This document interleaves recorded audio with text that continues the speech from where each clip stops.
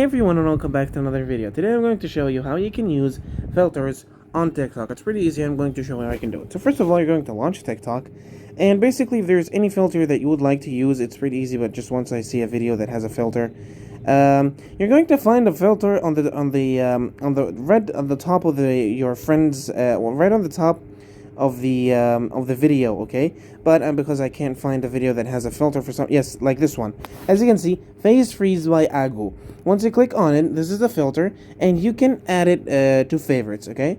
Now, once you add it to favorites, you can actually click on this, use this effect, and you can basically use this filter. But a different way you can see all the filters is that if you go onto a TikTok platform and you click on the plus icon in the middle, okay, as you can see over here, you're going to go put the videos, you're going to shoot the video.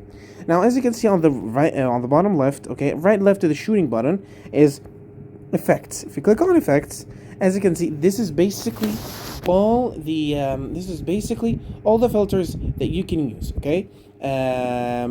Trending filters, you can create a filter, you can have games, you can use the green screen, and you have over here all your saved filters.